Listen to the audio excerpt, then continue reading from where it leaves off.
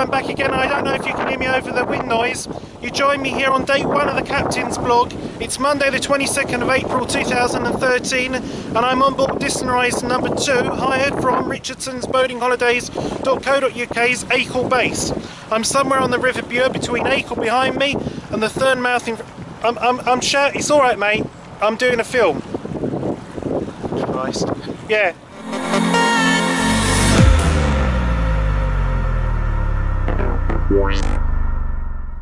So hi and welcome to day one of the Captain's Blog. It's the Rascal back again, 22nd of April, it's a Monday, and I'm aboard Distant Horizon 2, which is a boat that I've hired from Richardson's Boating Holidays, Acle Boatyard.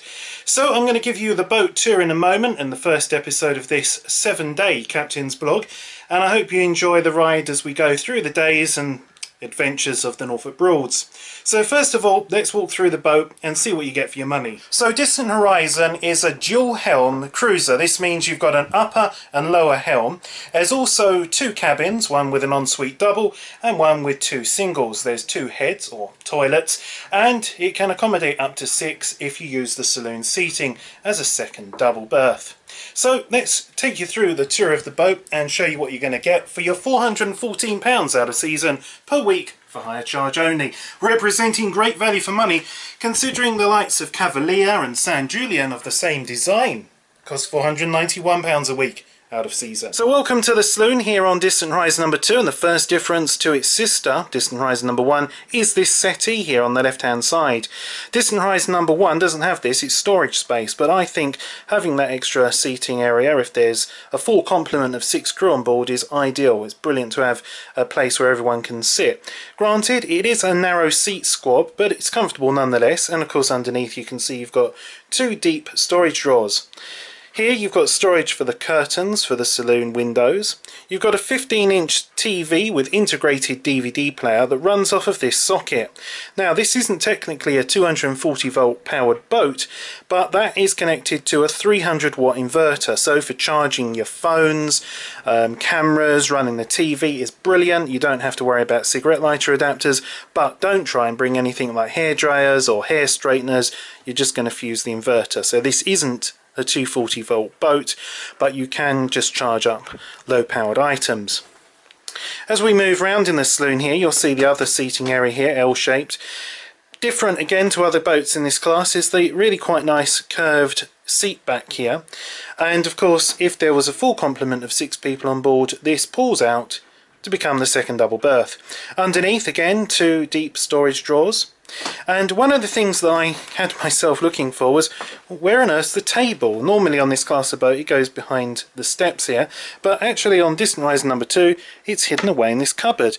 Now whilst you might lose some storage space, once that table's put away in there, because it's out of the way, you have all of this space, and because it's not a smaller table, you actually get a larger table, because obviously one to fit behind there has to be smaller. And talking about these steps, if you're a party that has perhaps someone who's less able, please bear in mind this is the only entrance and exit for the boat. They are quite steep and there is no handrail. So, you know, something to bear in mind, especially if perhaps the weather's not so great, these could get a bit slippy, there's nothing to hold on, and once you go up outside, you obviously have the small hatch to get through. You've also got a radio CD player. The lights in the saloon are of the ones I prefer. They do take a little bit more amps, but they offer a brilliant bright light of an evening. So next up I'll take you down to the aft ensuite cabin. And so here we are in the aft cabin. As you can see, first of all we have this nice dressing table here with 2 drawers and 2 stools. You also have a great big mirror and a light, ideal for ladies who want to have some light for doing their makeup and stuff. That's all catered for. That's the switch for your heating. That's a full length wardrobe, and you've even got a little cute storage cupboard up top. As I said, this is ensuite, so here is your ensuite. And it's the largest of the 2 heads or toilets, and you've got a shower tray here, you've got a toilet there obviously, and you've got a lot of headroom in this as well. Again, you've got a nice mirror, you've got a light, a shaver socket, and your sink. Again, storage space under here for putting toiletries and the like out of the way of the shower, which is ideal. And very nice it is too. Very clean, very nice presented the boats always are at Horizon Craft. So here we are in the galley, and would you look at this cooker. What a surprise this is. This is the best looking boat cooker I've ever seen. It's got an oven light, it's got auto ignition, it looks pretty damn new. Mirror effect here, you've got your lovely grill. I mean, look at it, it's in lovely condition. This is better than you get on Carousel, Broadsman, etc. Really lovely cooker this. Again, look at the sink. Lovely nice big sink. You've got a sink strainer for the waste there, so you're not going to be sending stuff down the plug hole to block that up. And I love this idea here. Everything is just through these little things, you see. And look at the quality of the crockery on this boat. Really decent, lovely crockery. They think of everything. You've got your egg cups for your boiled eggs, you've got your teapot, you've got pot for sugar, pot for coffee. Again here you've got these sliding things, tumblers, little cute wine glasses, or for a brandy. Again, everything's spotless and clean here. I've used this here just to store a few bits in. I've put the cups that came out of there over here. You've got this storage space here. You've got a modern fridge down here, space for a nice full-size waste bin. Again, you've got all your utensils that you could need, proper potato peeler and a good corkscrew. And look at this, what a bloody lovely place. I'm sorry if I'm using that language, but it is, isn't it? I mean, if you've got a family here, you're cooking the dinner here, you can look up over here and talk to them over there. It's a really bright, look at these huge windows, lovely bright airy boat. And do you know what? This is £414 out of season for a week. Now I know that's high charge only, but if you compare this to Cavalier or San Julian, which is the identical boat, the same sleeping arrangements, but San Julian Cavalier 240 volt, and they do have a microwave, but I don't know, this is a good deal. You've got to say that, 414. So as I say, if you've got a family of 4 here, the kids are playing there, whatever, mum's doing the cooking over here, you know, everyone can look, see, talk and interact with each other. Let's have a look at the helm. So again, this is a great all-round visibility on this boat here. Quite a basic helm. You've got your revs, domestic volts, engine volts, and you've got your water temperature for the engine. There isn't an oil pressure gauge.